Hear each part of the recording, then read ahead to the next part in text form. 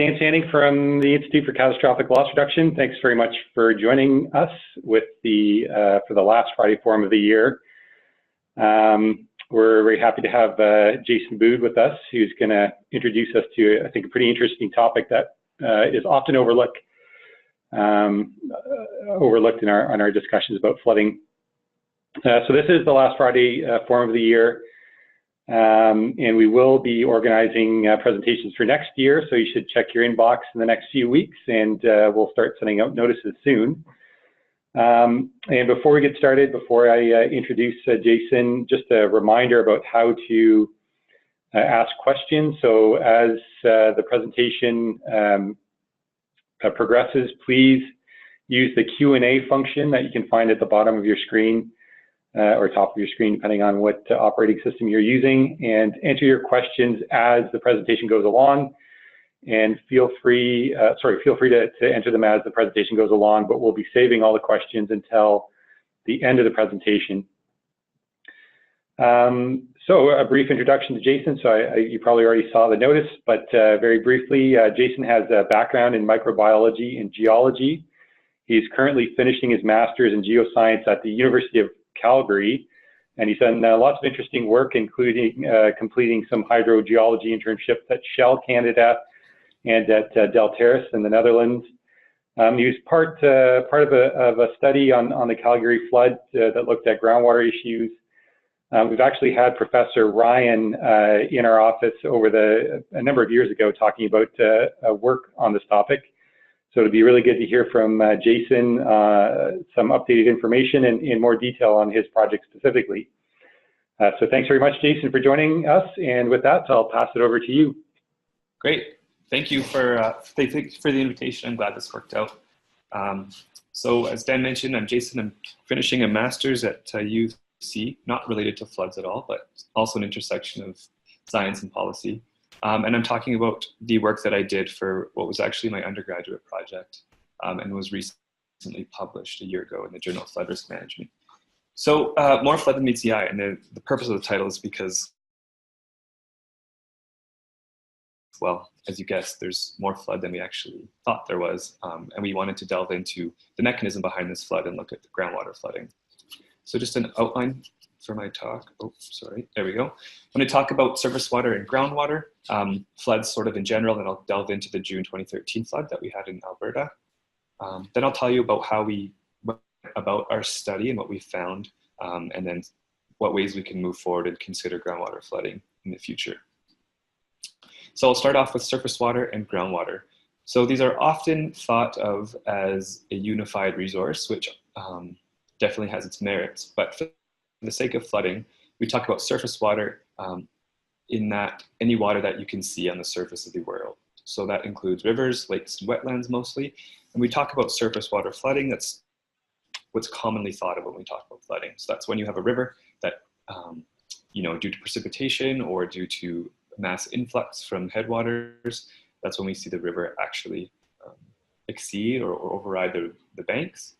And we definitely did see that in June in 2013, but there's some aspects of floods that aren't covered in surface water flooding. The converse, or the evil twin of surface water, is groundwater. Groundwater is sort of the underground water that's stored in the pores of rocks and caverns. It's stored in these pore spaces, and people often think of groundwater as these huge underground caves or underground tunnels of just rivers that are buried, but really it's just this water in the pore space, and the water moves relatively slowly compared to surface water, and groundwater is kept in these voids. So when we talk about voids and aquifers, which I'll talk about in a little bit, it's really the pore size and the pore connectivity that determines groundwater flow. So specifically, groundwater is stored in these things called aquifers, and particularly, I'm going to talk about one kind of aquifer quite often today, and that's a river-connected alluvial aquifer. So I'll just break that down. Aquifer, as I mentioned, is a high hydraulic conductivity unit. That means it has a lot of permeability, a lot of pore space. Alluvial means that the actual material that the aquifer is made up of was deposited by the river, and I'll show you a picture of this in a little bit. And river-connected means that this aquifer is actually still connected to an active river. So let's break it down again. River connected alluvial aquifer. Aquifer means that it stores water with high conductivity, high connectivity of the pores. Alluvial means that it was originally deposited, so those sediments that are storing the water were actually deposited by a river. And river connected means that it's still actively connected to a river. So rivers migrate with time. The old river deposits make up these alluvial aquifers. When that river is still active, we call that a river connected alluvial aquifer. It's a bit of a mouthful, but hopefully it'll become more clear in a little bit. So we talk about river connected alluvial aquifers. They're an avenue that water can get exchanged between groundwater and alluvial aquifer. The groundwater in an alluvial aquifer and the river. And the river, of course, being the surface water. So these alluvial aquifers are a really good place where we see a mixing of groundwater and surface water. And generally, because river connected alluvial aquifers are deposited by rivers, which generally deposit sands, pebbles, anything bigger than that, they have really good connectivity to the aquifer system and to the river system. And groundwater movement in that river connected alluvial aquifer is sort of sub-parallel to the river movement. So if you have, let's say a river is moving directly south to north, the water in movement in that alluvial aquifer will likely also move south to north perfectly. Down here I have a graph from a groundwater monitoring station in Canmore, which is just west of Calgary. And in the blue, you can see the Bow River stage, and in red, you can see the groundwater elevation. And this just sort of shows a really high connectivity between the river stages that you see and the groundwater stages you can see. So when you have an increase in increase in the blue, then you see that followed really shortly, really soon after by an increase in the red, and likewise with the decrease. So we talk about groundwater, but how do we measure it? Well, there's a few different things about groundwater that are unique. Because it's not surface water, because it's not water we can see at ground surface, we have to install these monitoring wells. And monitoring wells, you can see in the top sort of middle figure, they're not very exciting. They're mostly just tubes, generally PVC pipe that we install into the subsurface that are screened, or we say that can communicate with the aquifer wherever we want at a screened interval. If you look to the figure on the right, that stainless steel filter also kind of looks like slots in the PVC pipe, and that's what we use. We just use slots in the aquifer that we want. Any water in that aquifer can then communicate into the PVC pipe. And if we put something called a pressure transducer down there, we can measure the water level. I mentioned aquifer as a water storage unit, but specifically there are two kinds of aquifers that we're going to talk about, two umbrella terms. A confined aquifer, if you look at the figure at the bottom, is that lighter blue layer at the bottom. A confined aquifer has a unit that's not as permeable over on top of it, making it really susceptible to flow from high pressure. If you don't have a confining unit or an aquitard on top of an aquifer, we call that an unconfined aquifer. And these are generally shallow, much shallower in the subsurface, and these are connected often to surface water systems. The water table, which is a term that we often talk about, tells you the groundwater level in an unconfined aquifer. And you can install wells in an unconfined aquifer, and it'll tell you where the water table is. If you put wells in a confined aquifer, that water level, we call a piezometric or potentiometric surface. And it's essentially analogous to a water table. One's for a confined system and one's for an unconfined system. Go to the next slide. We talk about groundwater with a different sort of set of jargon than we talk about surface water. So surface water, we generally just measure as lake levels or river stage. Groundwater, we talk about its height or its location as a hydraulic head, or H, in the unit of meters usually. And H is a function of that elevation. So what's that point, what's that datum that we're measuring that groundwater from, as well as a pressure head. So how much confining pressure is being attributed, or is contributing to that elevation of that groundwater level. And together, we just add those together and get a hydraulic head. And if you have two groundwater monitoring wells next to each other in the same aquifer, one with a high head and one with a low head, let's say high is in the east and low is to the west, we know that groundwater is going to move from east to west because groundwater follows a simple principle where it moves from high head to low head. On this figure below, you can see, I don't know if I can use my cursor. Oh, there we go. So if you see the water table here, we call that a water table because the wells that are drilled in this unit are in an unconfined layer, whereas these 3 wells in the confined layer are in the, in a confined aquifer because they have this clay unit that's confining the pressure on top, and we call that a potentiometric surface. And groundwater in the confined aquifer is moving from high head to low head. So here be moving from left to right. This is probably the most hydrological technical slide. So if you can bear with me up to this point, it should be smooth sailing from now on. One more thing about unconfined aquifers, so is we talk about areas of recharge and discharge. And we have sort of 3 different sets of aquifers that we talk about more subjectively than quantitatively. But a local system is a small area where you see areas of recharge. So if precipitation was to fall, it would recharge or enter the aquifer in this area and then discharge because it moves from high head to low head into this area. In unconfined systems, water generally sort of follows topography. So you have areas of recharge at higher elevations, areas of discharge at lower elevations. If you connect smaller aquifer systems together, if you connect 2 or 3, you get an intermediate system.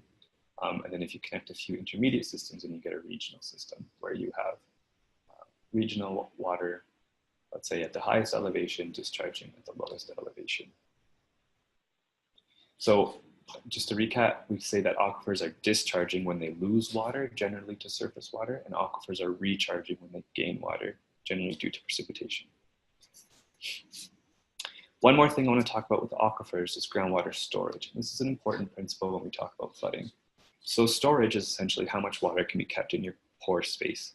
An analogy we can think of is your kitchen sponge. So if we completely squeeze out that sponge until it's dry, let it dry out, the water that can be held in that sponge when we re-wet it, that's sort of the storage of an aquifer. So how much water can be kept in that aquifer? There are different principles of storage, storativity, specific storage, but these are all different principles that we talk about with storage. And storage is an important principle because we don't have a lot of storage capacity in our aquifer, but we inundate it with huge precipitation. Then that aquifer is not going to be able to absorb any more of that water. Your kitchen sponge is going to be already saturated before you wet it from the tap. If that happens, then we'll just see groundwater flooding. Groundwater flooding can also happen if your aquifer has a pumping system that's already happening. And then if you stop that pumping, if that pumping ceases, then your groundwater is going to rebound, and that can affect flooding. That can, cause flooding depending on your system. And again, if your aquifer system has low storage, when that river, if you have an increase in that river stage and it tries to propagate into that river connected alluvial aquifer, that water is going to have nowhere to go, and that's where we see flooding. This is sort of setting up what we saw in the June 2013 floods in Calgary. So I just mentioned groundwater storage, alluvial aquifer. I just wanted to show you a picture. I have a lot of pictures in this presentation.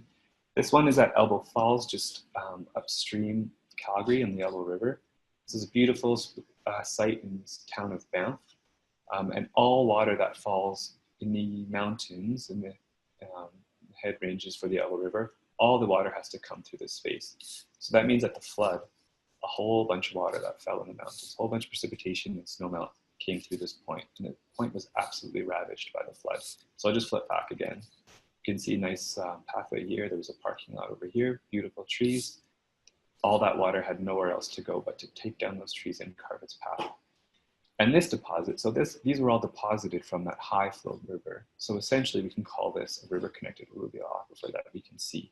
Over time, this will get buried.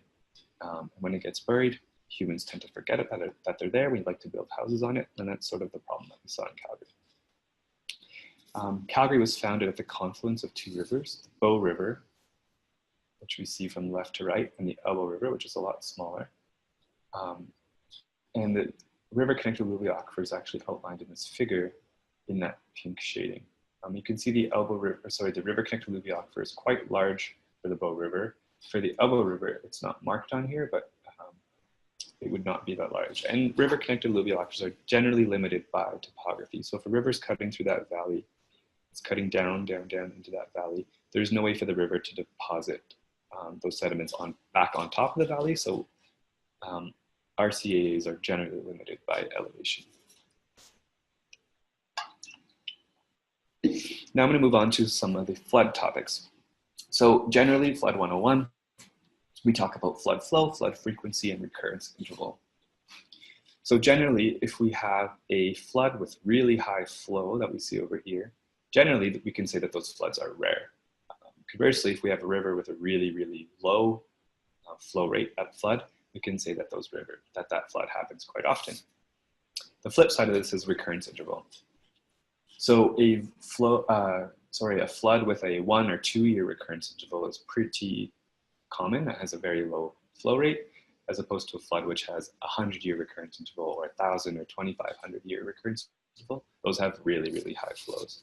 And the way we calculate recurrence interval, which is T, you take the number of years on that record and you divide it by the magnitude, which is a sort of a rank of the flow in that year. So let's say you have 100 years of flood record. If you have 5 floods of the same magnitude within that 100-year span, then you would have a 20-year flood. So 100 divided by 5.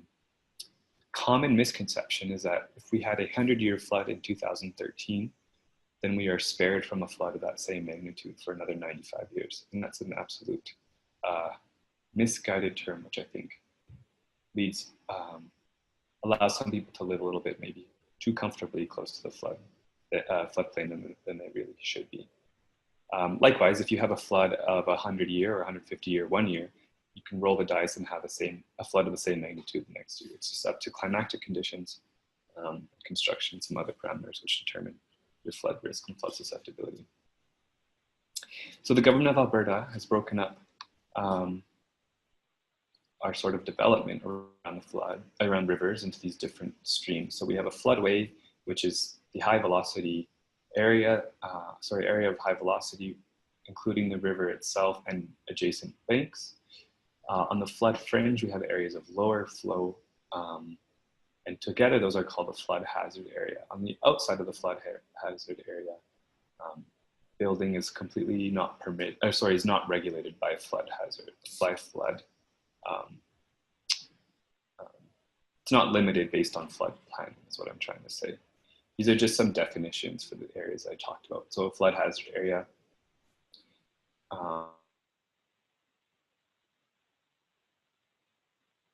land flood, specifically the floodway is the areas where flow is their deepest, fastest, and most destructive. Flood fringe is the areas where shallower flows with smaller velocities occur. And then overland flow sort of encompasses the two of these.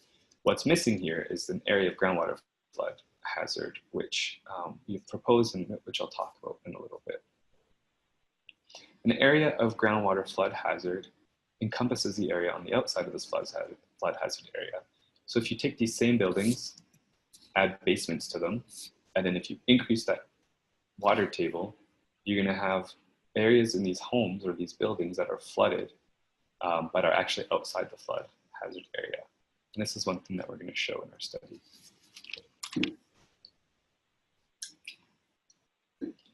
But why do we care about groundwater flooding? Well, I think it's summed up nicely in this quote from a Hughes paper in 2011. Groundwater flooding is poorly understood, often confused with surface water flooding, and has not been widely recognized as a problem. Most of the research has been focused in the UK and Germany, based on floods in the chalk catchment and in the area of Dresden in England and Germany, respectively. Now there's some more interest in this area in Alberta, of course. So now I'm going to get into the June 2013 flood. Last time I gave this presentation was in the Netherlands. So here's, for those of you who aren't sure, I'm from Calgary. Floods were in Calgary. Here's Calgary on a nationwide map. I'm going to talk about Canmore, Bray Creek, Calgary, and High River. So the town of Canmore is a beautiful mountain town. It's located upstream of Calgary, right at the headwaters on the Bow River. The town of Bray Creek is a smaller hamlet upstream of Calgary and located in the Elbow River. Sorry, these arrows are off. Bray Creek is right here. Canmore is here. This is Calgary. And then downstream of Calgary, after the rivers have the confluence, is a town called High River. So first I'm going to talk about Canmore, and Canmore will come back later in my presentation too. So as I mentioned, the town of Canmore is at the headwater, base of the mountains. These pictures show some of the damage in Cougar Creek, which is this area, this development right at the base of the mountains. And it was completely ravaged by these floodwaters. And these, I think it's easy to say that these houses were not livable after the flood. You can see the foundations are definitely compromised. Some of them lost their patios, and the highways and bridges were completely washed out. If you go to the town upstream of Calgary on the Elbow River, we have Bray Creek. And again, beautiful homes in this area, completely washed out. There's bridges and roads were absolutely washed out, and mass destruction to homes. If I skip Calgary and go to High River, you can see flood levels of home almost reaching the roofs of the garages in these homes. This is a very Albertan picture with a truck. I don't think that's recoverable after that incident. The man swimming to save his cat. But for the meat and potatoes of this talk, I'm going to talk about Calgary. So Calgary, as I mentioned, is located at the confluence of the Bow River and the Elbow River. The Bow River is mean seasonal flows about 3 times that of the Elbow River. And at the peak flow during the June 2013 floods, peak flow was about 8 times greater than the mean seasonal flow. On the Bow River and on the Elbow River, it was about 12 times. Peak flow was about 12 times that mean seasonal flow. Calgary has an issue of urban sprawl, so it takes up quite a large area, and there's quite a bit of development of very nice homes located on the Elbow River, which is just this green river shown here. And partway through the Elbow River in Calgary is this Glenmore Reservoir, which is a man-made reservoir that acts as a reservoir, and they were able to control the reservoir levels as best as they could before the flood to try to mitigate some damage. So some pictures of Calgary during the flood, because everyone likes pictures. I tried to find some before and after pictures of the same area. So here's an office building downtown in Calgary pre-flood. This is a peak flood. So, you can tell that this overpass, or this bridge was, floodwater reached the base of this bridge. This is a beautiful park in Calgary. And you can tell it was mostly inundated, buried by floodwater. And you can see the floodwater in the bottom right picture, inundating downtown and the community north of the river too, Sunnyside. Downtown was absolutely devastated. So here's the Bow River, which is the bigger of the 2 rivers. You can tell it was inundated most of downtown Calgary, quite a bit of it. Here's a picture of a bridge at sort of mean annual flow, and this was a river level at peak flow. And here's the Elbow River, and you can tell that the confluence of the 2 rivers is right here in this picture. And the Elbow River absolutely inundated a lot of these homes and condo buildings downtown in Calgary. Calgary's famous for the Stampede, which some say is the greatest outdoor show on earth. And the Stampede occurs starting on the first Friday of July every year. So in 2013, it was July 5th. Peak flood day was June 22nd.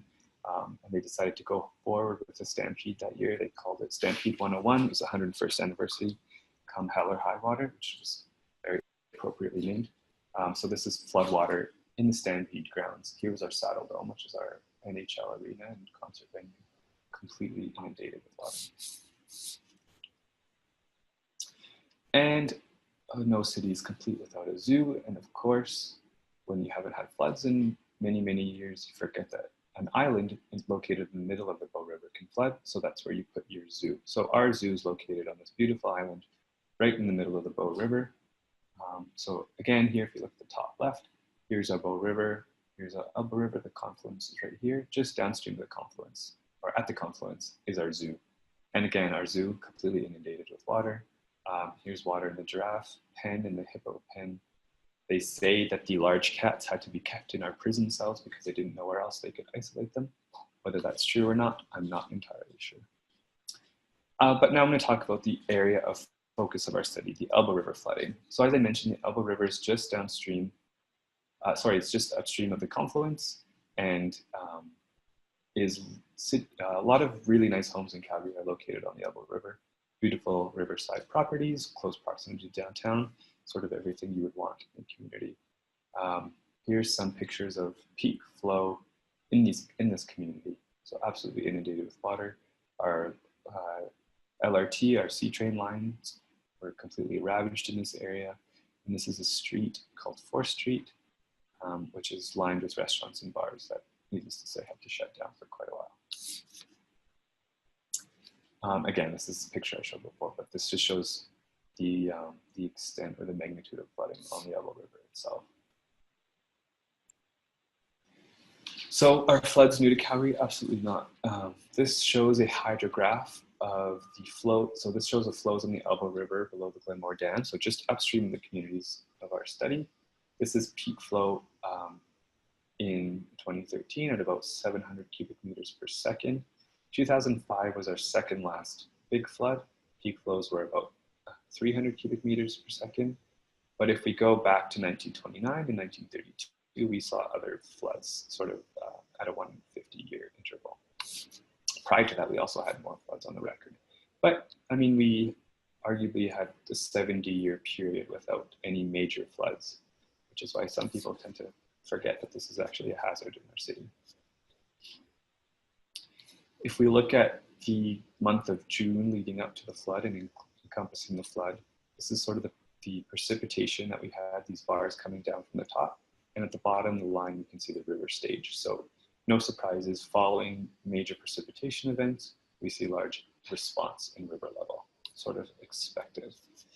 If I go back to a map of Calgary, I'll just show you these study areas. So I only focused on 3 communities for my study on the Elbow River, just upstream of the confluence. They were Elbow Park, Roxborough, and Rideau, which is right here. And so you can see the river sort of winds through these communities, and it was a high density housing, so we thought it's a good area to live in. I mean, relatively high density without getting to condos or townhouses. Still single family homes. If we look at a digital elevation model of the study area, you can see the river has nicely carved its path through the valley. So the peaks here are at an elevation of about 1,093 meters. The river bottom is about 1,037 meters. And you can assume that anything in this valley is river deposited sediment that we're making up our river connected alluvial aquifer that I had just talked about. If we take a cross-section look at, I mean, this is a Bow River, but let's say we were looking at a cross-section across here. You can see that our river is built in this quaternary deposit right here, and anything along the sides are a lot older. You can hear they're about Permian or Pennsylvanian, and our river just keeps cutting through these valleys, and as it migrates, it deposits these high permeability deposits with large porosity, a lot of water storage, where water can be stored and moves quickly alongside or parallel to the river. So the specifics of our study, I just mentioned, we focused on the Elbow River, 3 areas, Rideau, Roxborough, and Elbow Park. Here we have just a schematic showing the river in the area. We have the alluvial aquifer, which I showed in this white outline. And then within the gray, we have the area that's denoted by the city and the province as being the 100-year flood area. So we suspect, because of groundwater flooding, any actual flooding that would happen in this area would extend beyond this 100-year flood and include anything in the river connected alluvial aquifer. So we wanted to determine the extent of groundwater flooding if it was an issue in the June 2013 floods. And we didn't have, I started this project in 2014, so it was a year after the flood. We couldn't go in and retroactively install groundwater wells. We had to deal with what we had. So I did a door-to-door survey, and I surveyed each home. I asked about the properties of the water, characteristics of the water, what time it entered, how high it got. I figured out the basement elevation, the basement floor elevation, things like that through a survey. I went door to door to about 890 homes in the area, and I overall had fairly good response. So that was a survey instrument climate door knocking. I also looked at air photo interpretation to try to delimit the groundwater, the river connected alluvial aquifer. I then compiled all these surveys and did a small geospatial analysis to try to figure out the extent of groundwater flooding. So quick overview, sorry, I surveyed just under 700 homes, not just under 900 homes. I knocked on about 680 doors. 3 people directly turned me away. If people weren't home, then I left a slip with an online survey that they could answer. I had just under 200 people respond. Of those 189 responses, 7 homes were completely spared from flooding. They were the lucky ones that got out dry. Concluded that 23 were flooded only in their basements by groundwater, so no overland water breached their homes, and 159 were flooded in their basements and from overland flooding. So I come from a technical science background. I've never really looked at qualitative data before. So when I collected these survey results, it was sort of a big mess. I didn't really know how to analyze it. So what I did was I made a Wordle. No, I'm just kidding. It was, this is sort of an analogy. I had to take all this survey responses with really high noise and had to filter it out to try to find some quantitative results. And this is what we found. I'm just going to get into the results. So typically we found that the majority of the respondents first saw water coming through their house, either through sump pumps, floor drains, cracks, or through the toilets, the sinks or showers, things essentially like linked to sewage system. We did have some people have floodwater enter their homes through basement windows or through doors. That was certainly not the majority. And floodwater, we want to understand the characteristics of it. And generally it was turbid, so it wasn't clear as you'd expect with a high energy river. It was dark and it was odorous, and they often describe the odor as being that of sewage. So after breaking down and determining the initial entry, we found that just under 60% were initially flooded, were flooded. About 88% of those were initially flooded through the basement route, 12% were initially flooded through groundwater, and 34% of the total respondents couldn't tell us which way they were flooded first. They weren't there, they were evacuated, and they weren't there, they don't remember, they didn't record.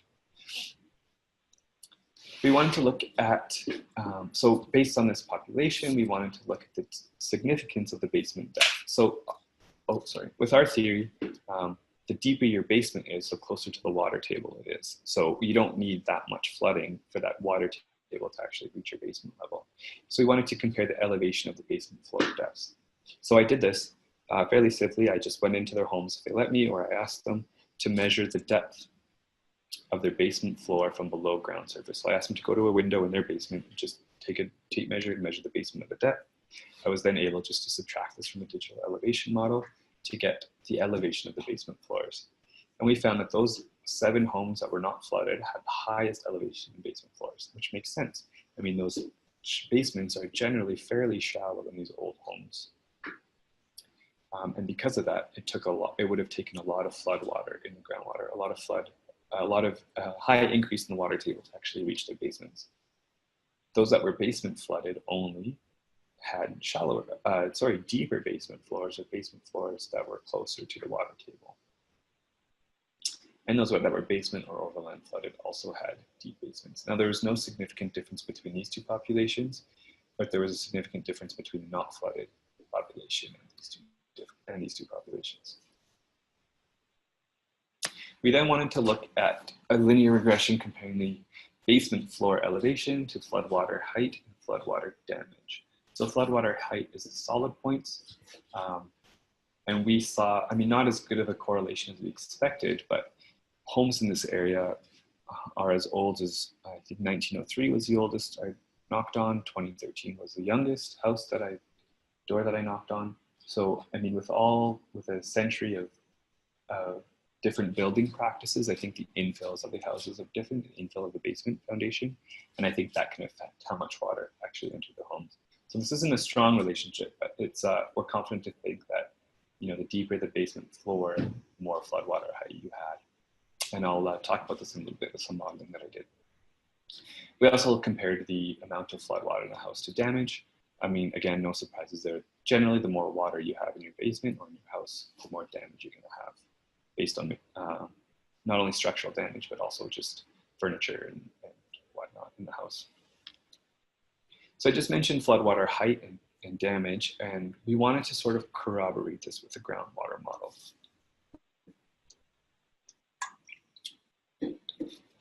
Sorry, I just took a sip of water there. So a groundwater model, in sort of its most rudimentary, crude terms, is we take an area of interest and we break it up, or we discretize it into these small mappable areas.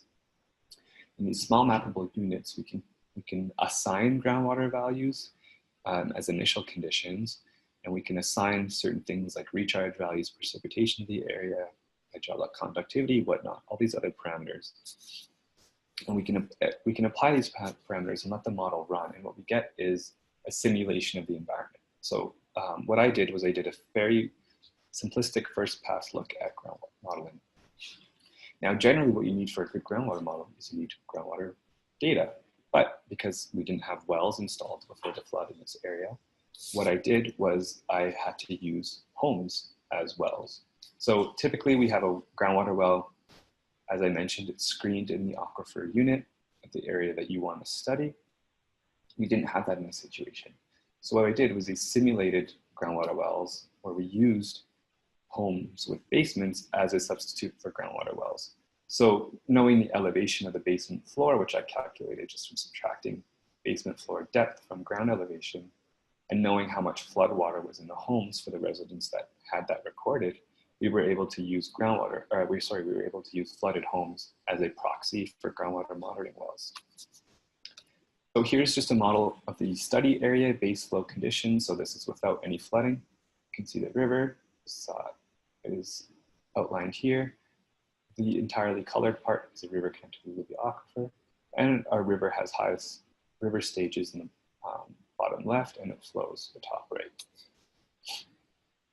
Well, under modeled conditions, so this is after I put in river stages, conductivity of the aquifer in the area, and all the parameters that I could fit, I wanted to know how well these modeled hydraulic head values in this aquifer matched the flood values in the homes. So I had homes speckled all over this area. This is my area of study. And I used the elevation of the flood water in those homes. I compared those to the flood water values that were predicted by this model. What we do is we compare them on a 1-to-1 or 45-degree plot, we call it. So this is the observed head or the observed river flood water we see in the homes versus the predicted on the model. Anything that falls on the green line is a perfect match. So we say anything that, let's say there was a point here at 1052, that means it'd be a perfect match between what we predicted versus what we observed. Well, the blue line and the red line are a plus or minus 2 meter window, and we found that all of our model results fit within this plus or minus 2 meter window, and we found that was a pretty good match. Again, as I mentioned, these houses have been built since 1903. The infill, the building properties are very different from house to house. So we don't expect a perfect match as we would if we had groundwater wells. But considering we use house basements as a proxy, we consider this pretty good model to say that yes, groundwater flooding could have caused this damage exclusively. Now, of course, we're not proposing that was done exclusively. It's a combination of surface water. But this was sort of just a first pass model at groundwater modeling. There's one other part that I wanted to talk about with our study, and that was the importance of sewage infrastructure. So this is from the ICLR report. And we talked about sewage before, but it's important to outline that many respondents reported their water as being odorous, reminiscent of sewage. This is important in our study area because our sewage in the study area, the sewage infrastructure dates back to the 50s. And with that, it's not as integral as we would maybe think it is or that we would like it to be, and it's susceptible to leaking. Now, generally, when our water table is below the sewage infrastructure, we wouldn't be surprised that it's leaking. But when your water table is above that sewage infrastructure, all that overbearing pressure from that water table can be exerted onto the infrastructure, and groundwater can actually infiltrate the sewage system at these leaky joints or at these cracks in the conduits. And because groundwater goes from high head to low head, the head in the house is quite low, but the water pressure on the outside of the homes exerted onto the sewage system is quite high. So that water forces that sewage back into the house. So what people reported as being sewage backup, we actually think was a manifestation of groundwater inundation. This was also seen in Dresden, in Germany, in a couple of studies that were performed, that the sewage infrastructure would actually carry the flood affected homes outside of the flooded area. So that groundwater table is applying so much pressure on the sewage system that it's carrying sewage outside of the flooded area back into homes, therefore essentially effectively increasing the flood affected area or the flood zone. So sewage is important to consider because it can carry groundwater flooding to areas beyond typical overland and groundwater flooded zones. Sewage infrastructure acts as conduits, exacerbating the effects of the problem to areas beyond the flooded area. And we think that this is important because groundwater flooding can actually be masked as sewage backup. So if people are claiming sewage backup right after a flood or during a flood, we actually think that's just groundwater flooding as opposed to a traditional sewage backup, which would be from a blockage, let's say.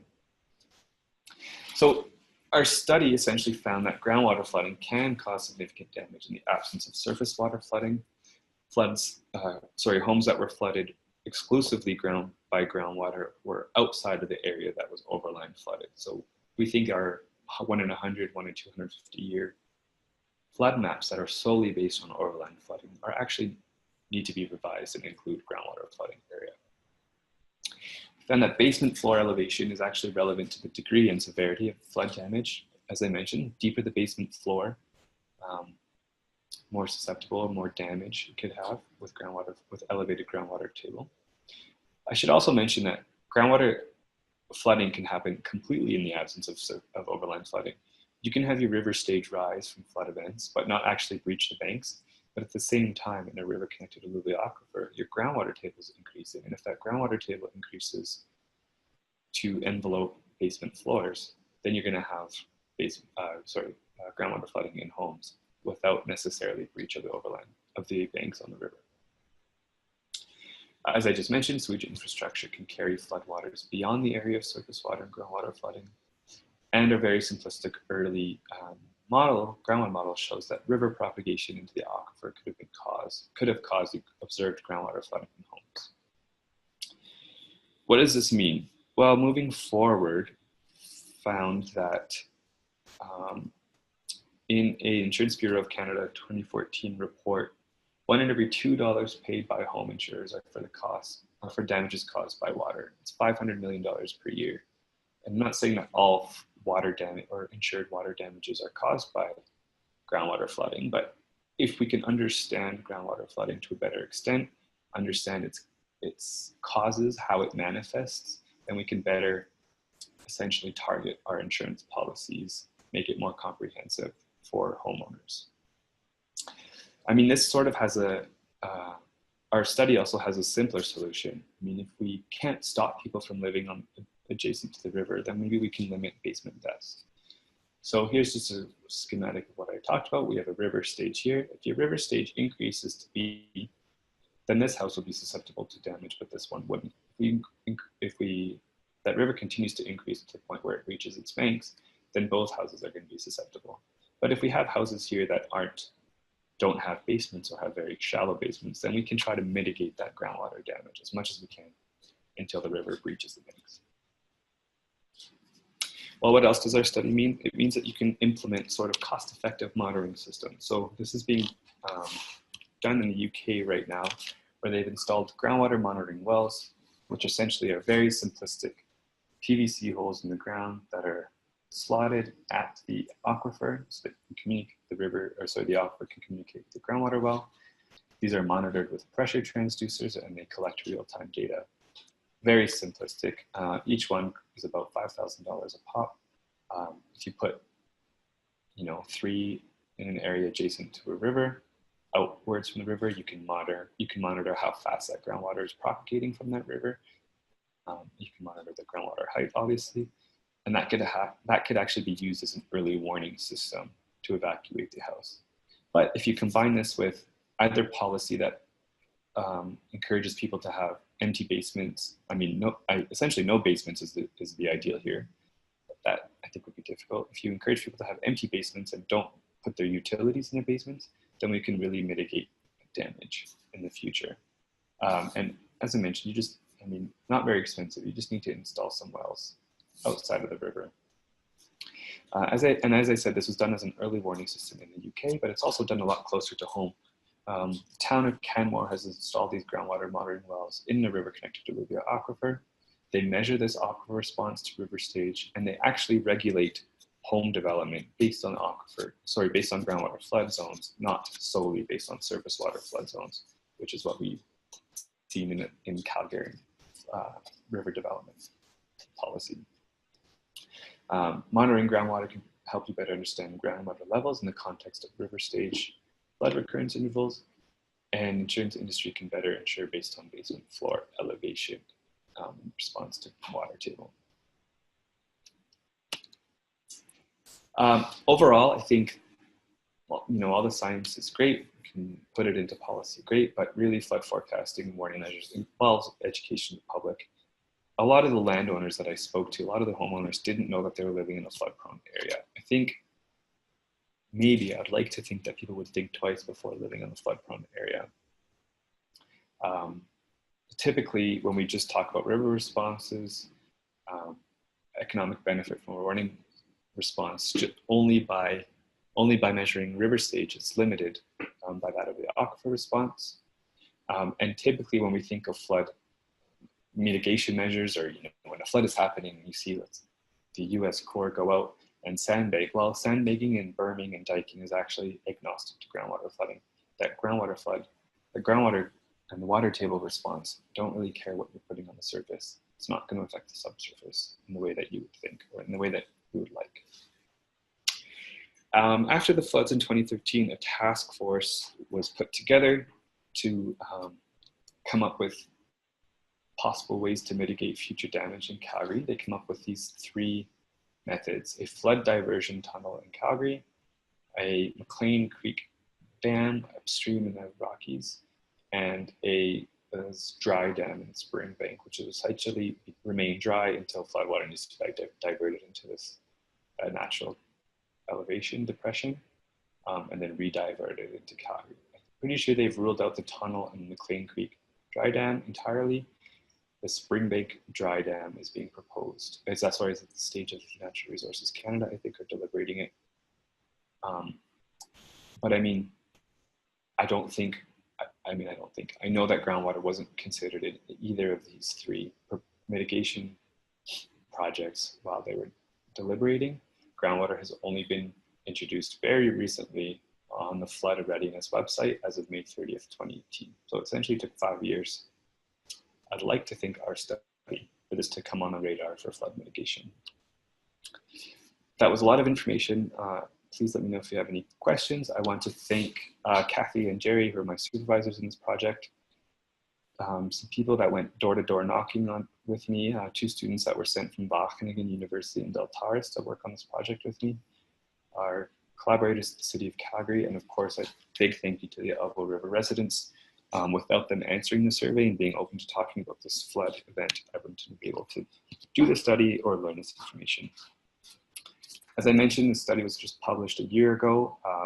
There's a 1-year embargo, so it's not open access, but that embargo is lifted on December 12th of this year. So feel free to access the article next year. It was we put this article out right before the 5-year anniversary, which was just this past June while I was away. And it came with a photo shoot with a university photographer, so I'll be remiss if I didn't include a picture of that as well. That is all. I'll happily take any questions. It's a bit short, so we have plenty of time for questions and discussions if you have any. Great, thank you, Jason. That's very, very interesting. I just wanted to clarify one point that you made, or I guess one of the many points. So your survey found that 88% of those, the residents that you talked to, had water coming in via the basement as sort of the initial flood mechanism or source of flood water, right? Yeah. And so to summarize, I think maybe if this is one of the points that these homes, this 88% of your sample, they would have flooded regardless of whether or not water actually reached the surface of their lots. Is that correct? Yeah, I think that is a statement we can make. I mean, I don't think the river would have had to reach for these 88% of homes to be flooded, but I think it would have had to gotten really close because some of the basements were very shallow.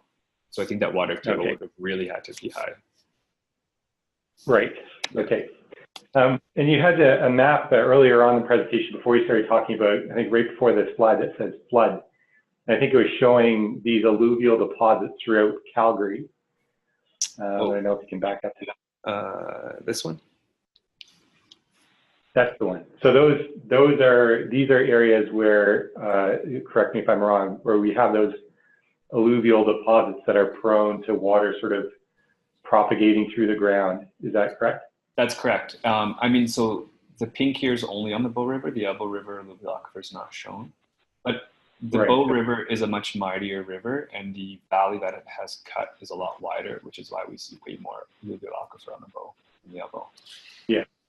Okay. And so I mean, even though you focused your study on the Elbow River, would you get the sense that the residences in these regions would have probably experienced the same type of impact? Oh, absolutely. So, I mean, you can't really see, but this is downtown, so there wasn't much to survey here because it was high rises. These communities were also severely inundated, and I wanted to survey there, but they're mostly condos and apartments and high density living. So really the only effective people to target in these areas are the people that live in the basement. But accessing condos, it's not really as easy to knock on doors. So for my purpose, we just studied on the Bow River. If we wanted to do this again, we would have done it on the Bow River in this area called Bowness. But I mean, there was only one of me, so I stuck to the Elbow River. Yep. No, that's great. Really interesting. And would you say that information like this type of map, is this widely available in throughout Alberta or other regions of Canada? I mean, sadly, it's widely available if you know where to look for it. It's all public data, but I think we really need to amp up the education and public communication of this. People are just not aware. Yeah. I mean, so a lot of the homes that I knocked on, I mean, it's arguably one of the wealthiest areas to live in Calgary, my survey area. And Calgary being an oil and gas town, a lot of them were actually geologists or geophysicists, earth scientists that made their living from oil and gas. And, some people I would knock on their door and they say, yes, it sucks we flooded, obviously, but I should have known, I'm a geologist. I should have known that rivers migrate and whatnot. But I think there's just that disconnect between the science and the everyday activity of what we do, where we live. So I think we need to amp up that piece. I would love to see maps like this made public, more accessible. They certainly are public, but you just need to know where to look. Sure. And you had also those example maps of the river flood hazard areas that Alberta publishes. Do they correlate well to this type of map? Yeah. So we actually let me see if I have it. I have it here. Sorry, just going back. So if we just looked at the Elbow, I can't show the home locations on this map because of anonymity and confidentiality. But essentially, we had homes flooded with groundwater in the area that was outside of this gray area, so outside of the overland flow area, but still in the alluvial aquifer, and that's exactly what we wanted to show. Yeah. And so you also mentioned that Canmore has taken some steps to monitor groundwater and begin incorporating that type of hazard and land use planning. Are you familiar with any similar discussions going on anywhere else in Alberta or Calgary? Unfortunately not. I mean, the town of High River was completely devastated. I mean, the town is called High River. And I know the town and the province have worked with deltars, for example, to look at flood mitigation strategies, I think they've installed a couple groundwater monitoring wells, but who's monitoring it, what they're doing with that data, are they using it in real time? I don't think that's been executed in the way that we would like to see it. Okay, okay. Are you familiar with similar approaches anywhere else in Canada? No, unfortunately, I'm not. I mean, I looked at some of the flooding that happened in Ottawa and Gatineau. Was it last year, the year before? There seems to be not a. I think there could be sort of a unified or a centralized flood knowledge bank of some sort, whether whether it's through you guys or provincial or federal government, that translates this knowledge. Because the flooding that we saw in Calgary is definitely not unique to Calgary. It's essentially any city that's located along a river that has highly permeable units. And other cities in Canada are definitely built along rivers with high permeable units. So it would be nice to see this knowledge transfer into something else. Right, sure. Yeah.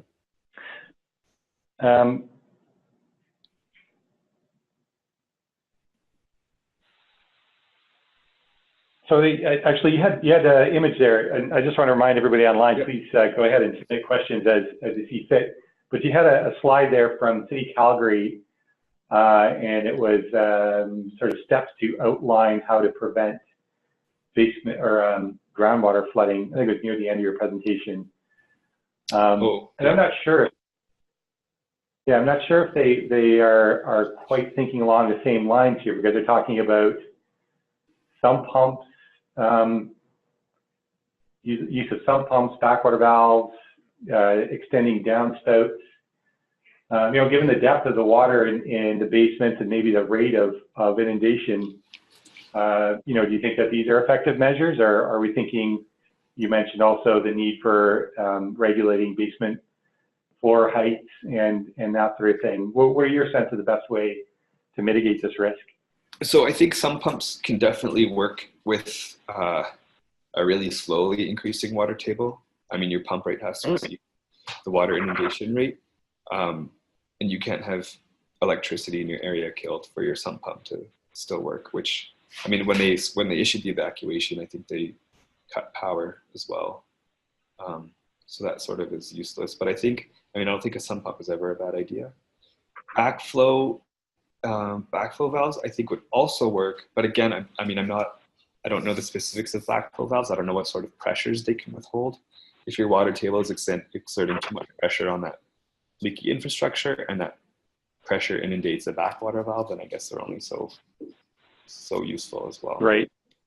And then typically 5 or 15 psi is typically the design on those. Okay. Yeah. Sorry, go ahead. Yeah. No, I was just trying to think. That could maybe do it, but I think some homes had backflow preventers retrofitted, but a lot of them didn't.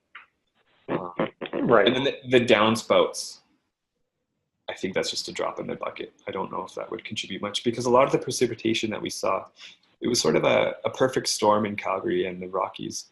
We had frozen ground, a large ice pack, and precipitation in the mountains. So that rain was falling on the snow, melting it, and that water didn't have anywhere to go because the ground was frozen. So downspout on the Calgary homes, I don't think would contribute much, because a lot of the floodwaters were coming from the headwaters. Right. But of course, I mean, moving your downspouts away from your homes is good for any precipitation event. Sure.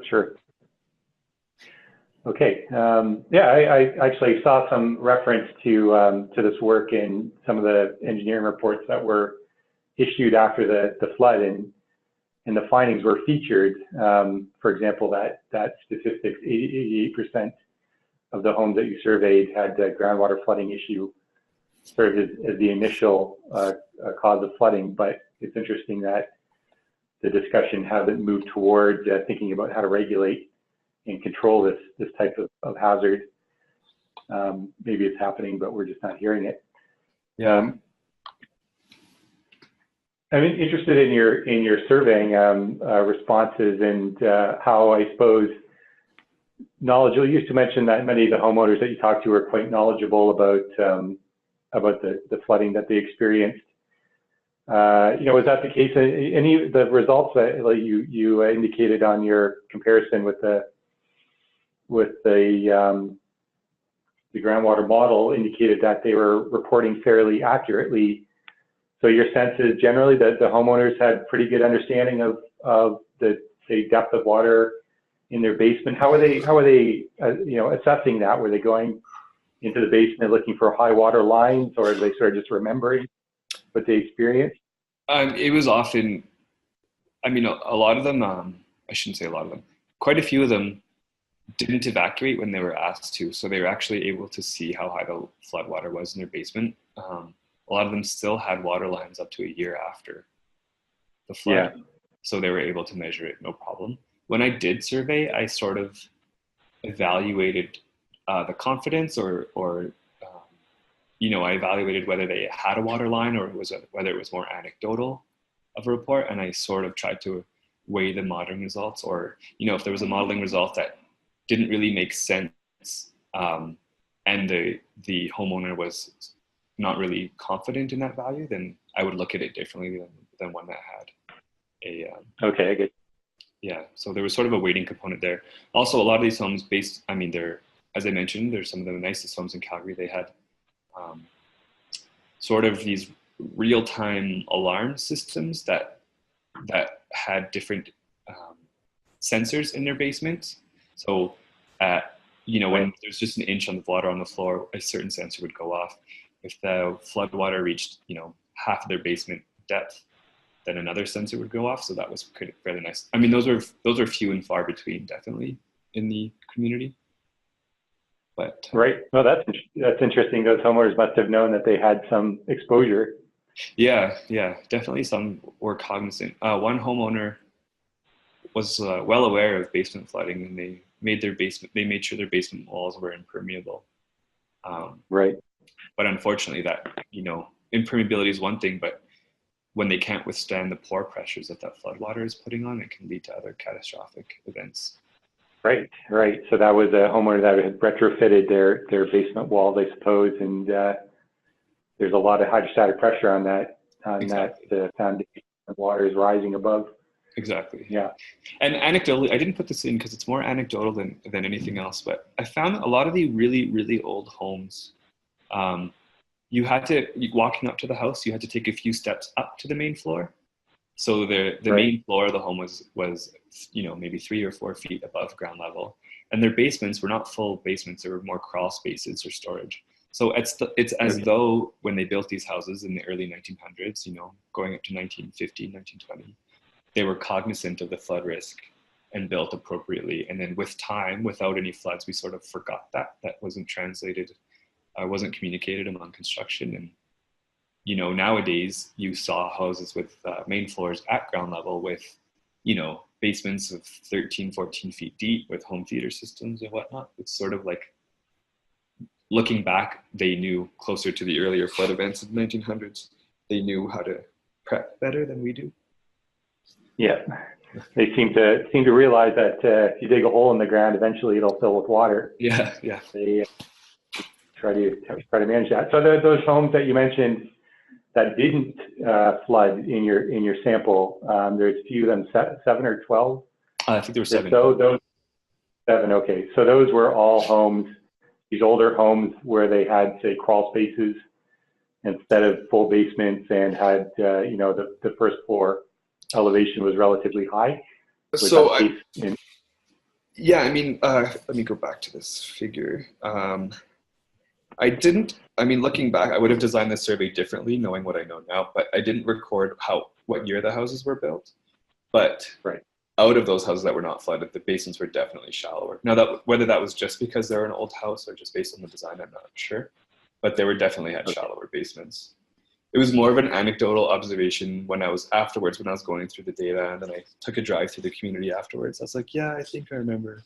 I wasn't confident enough, or I didn't analyze it to put it in anything quantitatively or report it, but more of an anecdotal observation. Yeah. Right.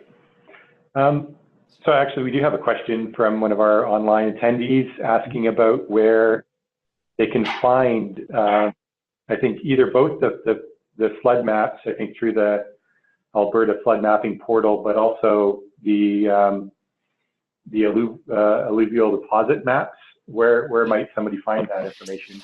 So the flood maps are just on the Alberta government website. Again, these are just overland flooding, not groundwater flooding maps, because those haven't been developed. And the river-connected alluvial aquifer map, just trying to find it again. That wasn't a thesis. So this is what I'm saying. It's public because theses are available, but only if you know where to look. So right. I mean, I could send the link. I would happily send the link if you want to email me. But the author is Leanne Contafio. She defended her thesis in 2012 from the University of Calgary, and there's a public database of theses at the U of C. And if you just search Contafio, you can find it. But again, I'd be happy to send this. And I think this was also in a consultancy report, but that report is more difficult to find than a thesis, unfortunately. Yeah, right. So public, but with a pretty big caveat that we're talking about looking for master's theses and that sort of thing. Yeah, exactly. Public in the sense that there's no paywall or confidentiality, but. Right. Yeah. Okay. So that's one source, at least for this specific map. Yeah. We might have to do some digging to find similar maps for other parts of the country. And then if the question, and the question is about the overland flood maps from Alberta, you can just Google Alberta flood hazard information system or mapping application, and you'll be able to find their online system that you can access maps. Yeah, and it's it's built with a user interface, so you can type in an address and it searches for it. It's not just a PDF. It's a little bit more interactive. Right. Yeah, and that's very quite easily accessible. Yeah. And Alberta, to their credit, Alberta's been pretty good at getting their overland flood maps making them very accessible. Probably one of the best jurisdictions in Canada for that. That's good to hear. This is another question. Okay, maybe we'll wrap up. Getting close. Well, actually, another question here from Ernesto. Hello, I'm living in Montreal. I have a question. How has Calgary included the groundwater flooding risk into its emergency planning or risk policy? So we talked a bit about land use planning. But are you aware of other departments in the city taking this information and using it for anything else? Maybe even infrastructure design, managing that inflow into sewer systems. Are you familiar with any other application of this type of information? To be honest, I'm not familiar with any. It doesn't mean it's not happening, but in terms of home development, land use planning with homes, this on the screen is all that I know of that they've taken into account. But I think it is a step in the right direction. I have a friend who works at the Water Center in the City of Calgary, and I know in terms of floods, one thing that they're really focused on is ice jams, because that's more of it's a more common issue that we have in Calgary than groundwater flooding. But so, I mean, I don't know of other things that are being executed into emergency planning, but it doesn't mean it's not happening. I'm not well aware of it. And I'm fairly cognizant of checking when I can, but I haven't been in direct contact with anyone for about a year at the city. Sure. Yeah. Well, maybe that's something that we can look into here. Yeah. Okay, well, maybe we'll wrap up there. Thanks very much, Jason. It was really, really interesting presentation, and we'll let everybody know that they can access the slides and a recording of the presentation via the ICLR website. And if you've got your contact information there, so hopefully if people have additional questions, they can reach out. So Jason, any other thoughts before we sign off? No, that's it. I'd be happy to answer any questions over email. So I just popped my email back up there. Thank you for your attention. On a webinar, it's hard to get feedback if I was blowing through things a little too quickly. So I hope it all made sense, and I'd be happy to answer any questions. Okay, great. Thanks again, Jason, and thanks everyone for joining. And as I mentioned, we should have some more information on our webinars for next year available soon. So watch your inboxes. And with that, wish everybody happy holiday season, and we'll be hopefully in contact again in January. So thanks again. Great, thank you.